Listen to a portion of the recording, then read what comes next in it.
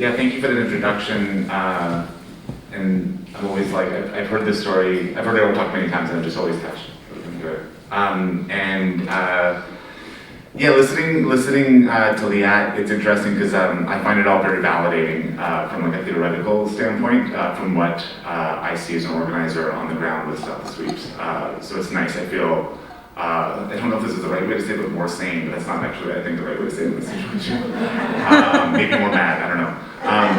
But so yeah, so I'm an organizer with Stop the Sweeps. I'm gonna describe a little bit what a street sweep is, what Stop the Sweeps is, and then try to place street sweeps kind of in the context that we're talking about here. So a street sweep, as I kind of see it, is the displacement of unhoused people from public spaces, be they streets or parks. Usually it's under the auspices of some sort of bylaw, memorandum of understanding, fire order, or something along those lines. And it manifests as a group of city workers, park rangers, or police, almost always men. It's a vast majority of men, so it's a very masculine thing.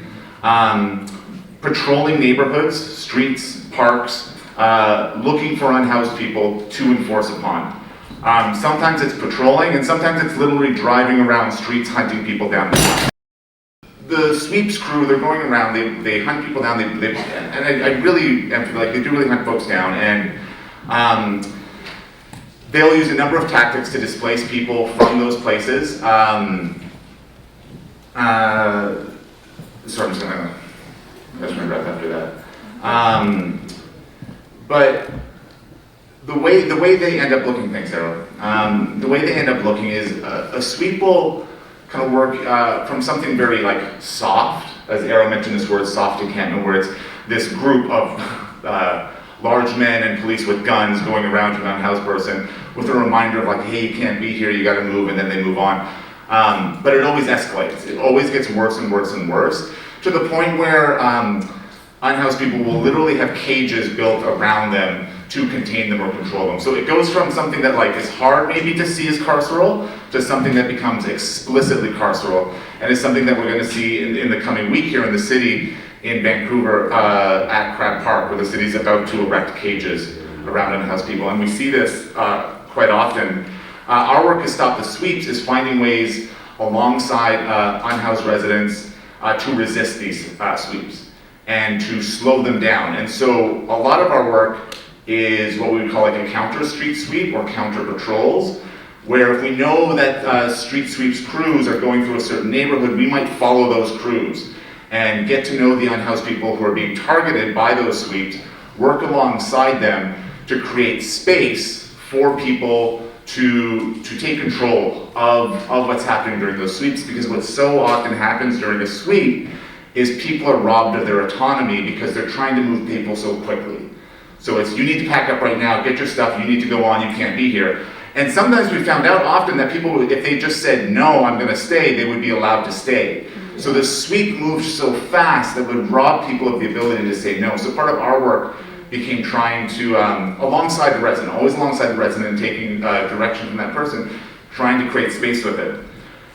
But as part of this work, we get, unfortunately, we get really close to the city workers, and we talk to them, and we find out a little bit about how they think. And sometimes we get to talk to some of the higher up folks, and I want to bring this up because it's like the manager of homelessness services in the city of Vancouver revealed to me that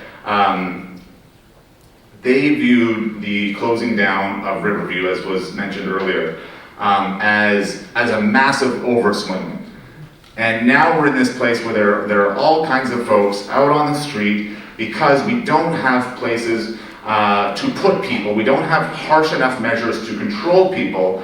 And in that situation, we need street sweeps, because street sweeps are a form of involuntary care. It's something where it's okay to override that person's autonomy because, as has been mentioned, homelessness and being unhoused is a personal failing. It is a sickness. And so what's scary to me is that it manifests in city policy already. I was watching a video from BC Housing about a shelter, and in the video it uses language about the shelter as it's a place for an unhoused person to go to recover from experiencing homelessness. As if shelters are a recovery space, as if people are addicted to homelessness and they've got to go to a space to recover from it. So they really push this idea that it is a personal failing, and because it's a personal failing, that allows street sweeps to rob people of their autonomy. Just last week, the Minister of Finance admitted in an interview that they are, within government, having conversations about increasing the use of involuntary care against unhoused people. And one of the things that I found in the language that folks use, they would talk to me about why they would go back to unhoused people over and over again after they had said no. And they admitted to me that part of why street sweep, part of the mentality and the philosophy of the street sweep is to go back to someone over and over and over again to break them, to cause them to crack. And the word that really stuck in my mind is that when someone cracks and takes shelter, that they've got a conversion. And that was the word that they used. They converted somebody. They converted somebody from being street entrenched into somebody who is now what they wanted that person to be. Because what they don't want that person to be is somebody on the street, because they view, the city views, the state views, the province views, that the safest place for someone to be is a shelter, or whatever the case is, regardless of how that individual feels, because that individual no longer has the capacity to decide what's safe for themselves. The person who knows that is the manager of homelessness services. How much time do I have left? Perfect. Is the manager of homeless services, or David Eby, or whomever, or whatever the case is. And it rules out so much of people's own personal experiences. The first time that this was made clear to me, where I saw it, was at Crab Park for probably the third fight to have a Crab Park during a lot of decampments. And there was an Indigenous couple who were under a lot of pressure to go into a shelter, and they were refusing to go into the shelter because they would be split up. Men were going to be over here and women were going to be over there, and they said, this reminds me of a residential school. I don't want to go to that shelter. That's not acceptable for me. That's not dignified for me. That's not acceptable housing. But in the government's eyes, despite commitments to UNDRIP and Truth and Reconciliation, that was an acceptable process. That was a humane thing to do. And so, part of what I find so difficult with this is how the state overrides its own kind of neoliberal language and its commitments to things when it comes to on the ground, and how they ignore their commitments. So it really reveals how bad faith they act in these situations. I also, when I think about sweeps and how they operate, they themselves are carceral. They serve to move in the public, move down the streets, and create it's another site of incarceration. So the sweep is actually able to move incarceration person to person, block to block, space to space.